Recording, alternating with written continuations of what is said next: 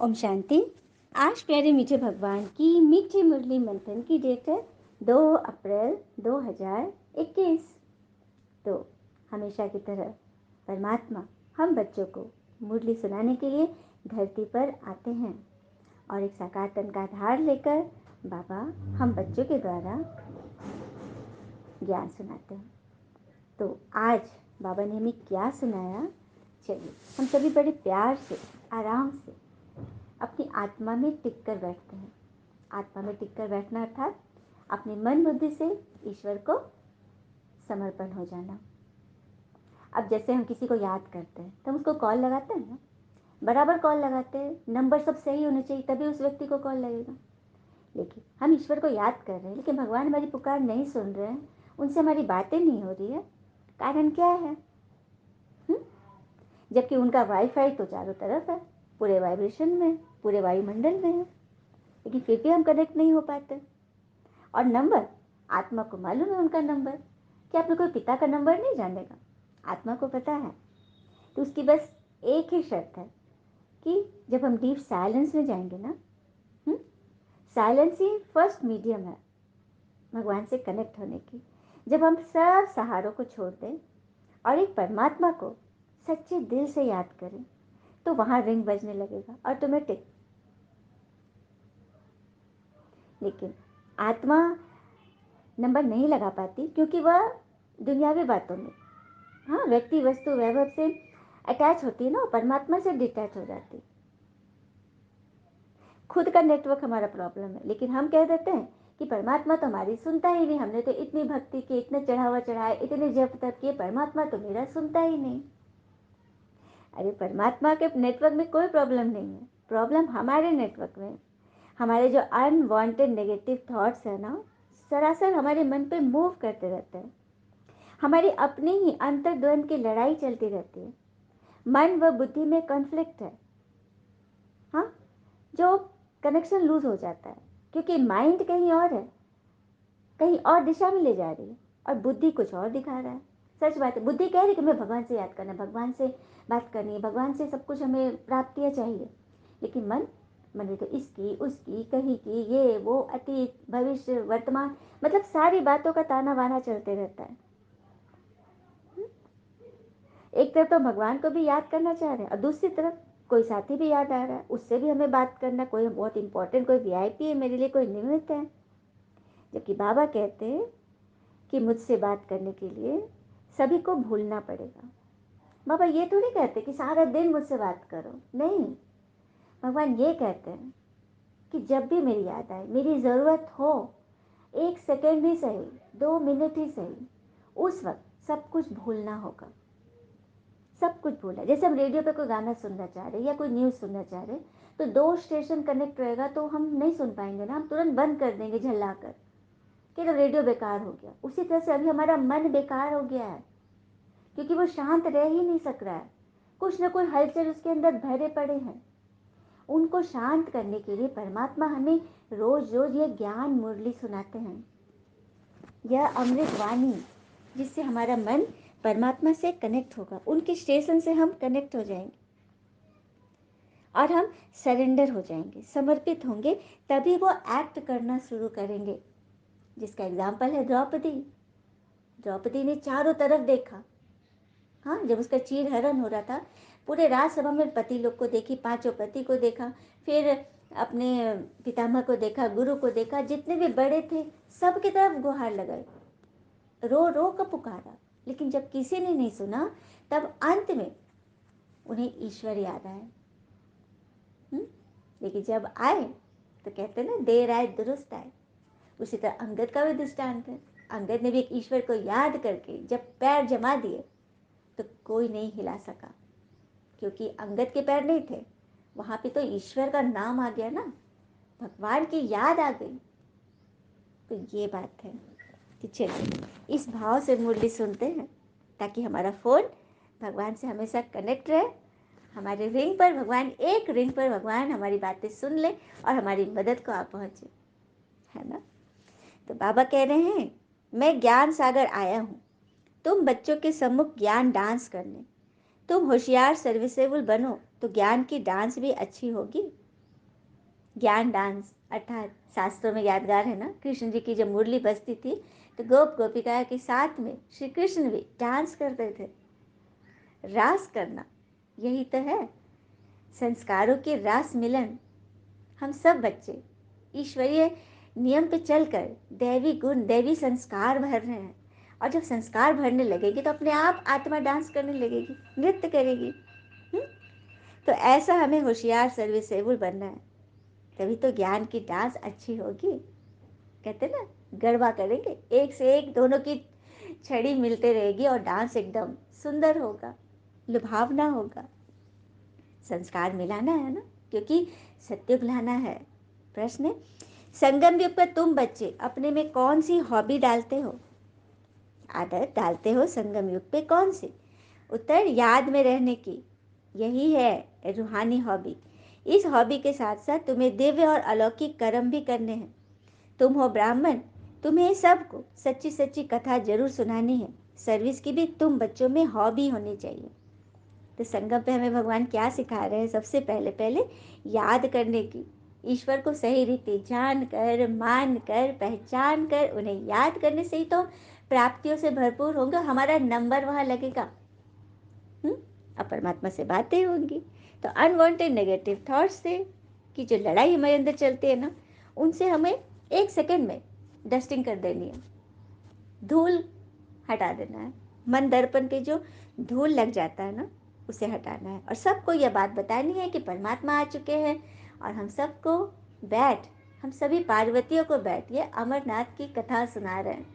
सच्ची सच्ची ये सत्यनारायण कथा कहो, तीसरे की कथा कहो, जो भी कथा कहो, ये वो कथा है जिससे हम मनुष्य देवता बन जाते हैं।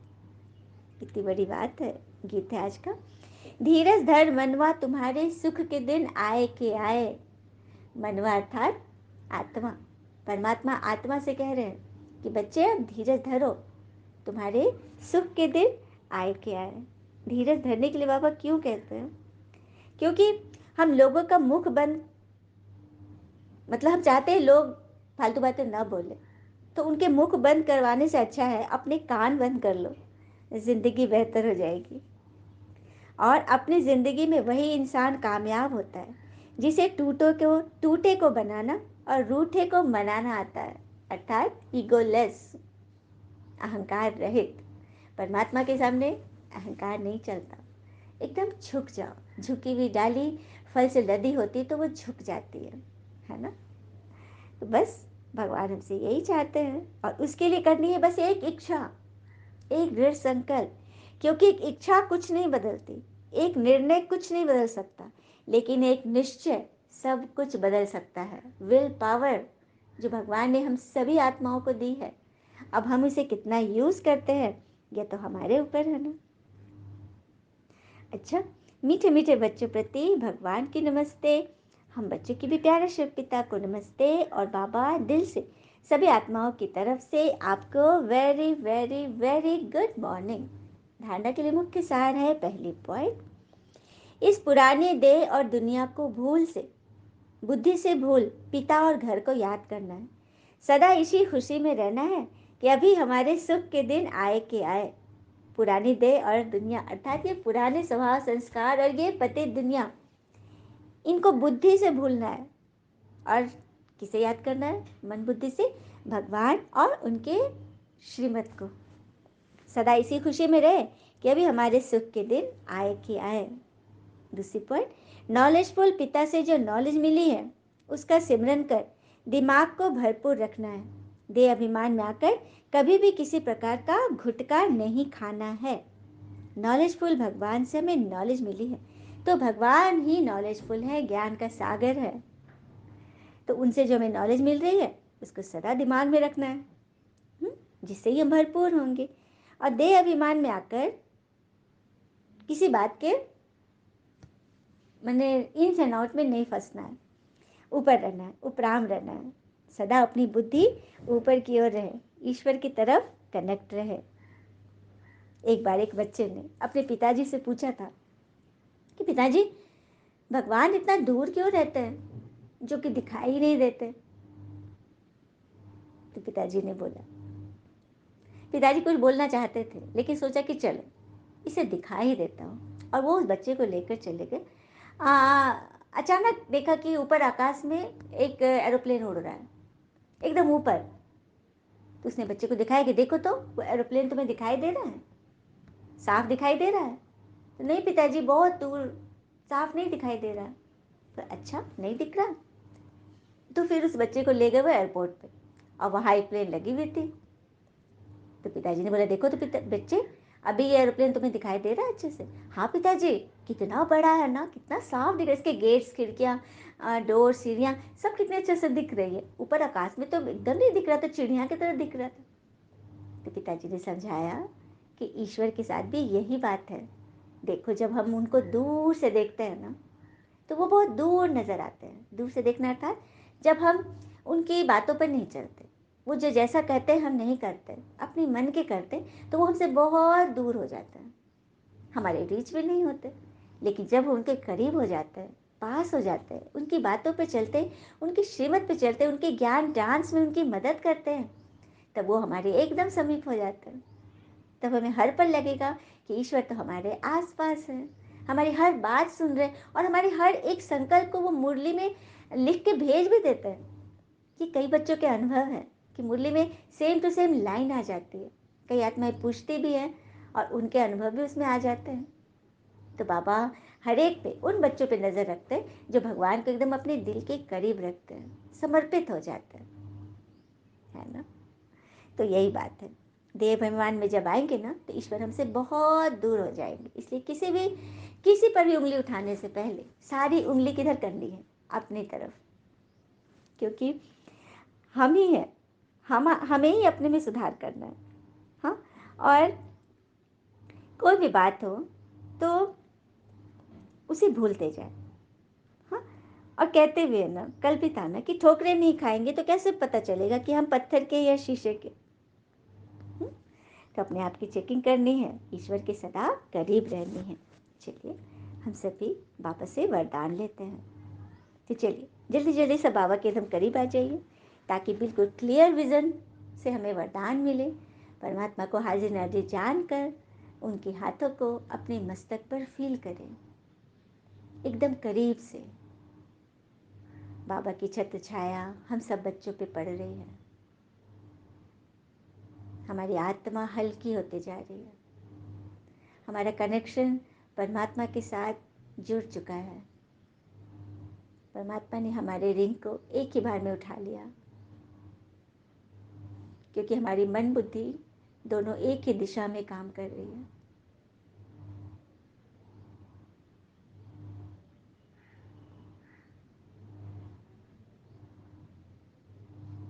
बाबा की किरणों की बाहों के नीचे हम आत्माएं उनकी गोद में एकदम महफूज हैं, सेफ्टी से है।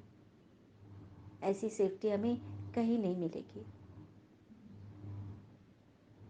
जैसे एक माँ की गोद।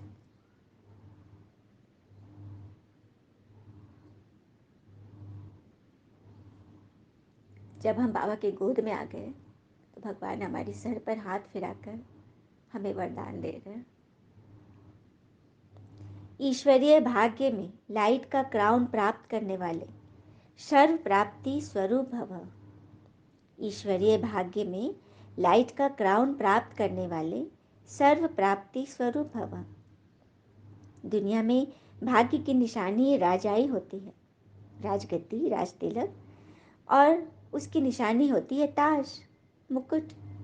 ऐसे ईश्वरीय भाग्य की निशानी लाइट का क्राउन है।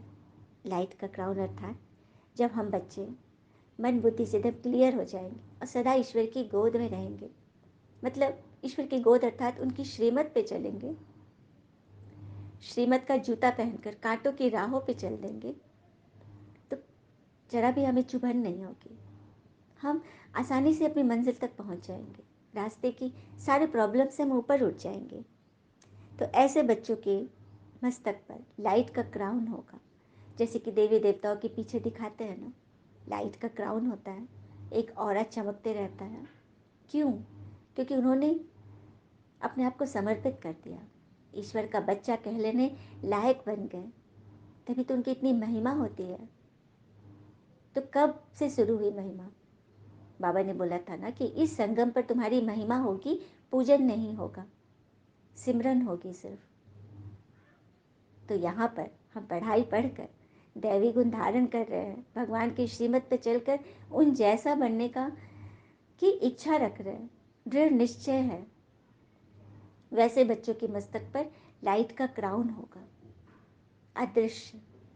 आपके ऑरा जो है ना, वही आपका ताज होगा। और इस क्राउन की प्राप्ति का आधार है प्योरिटी। और ये क्राउन आपको तब मिलेगा, यह ताज, जब आप मन वचन कर्म से प्योर हो जाएंगे सबके प्रति।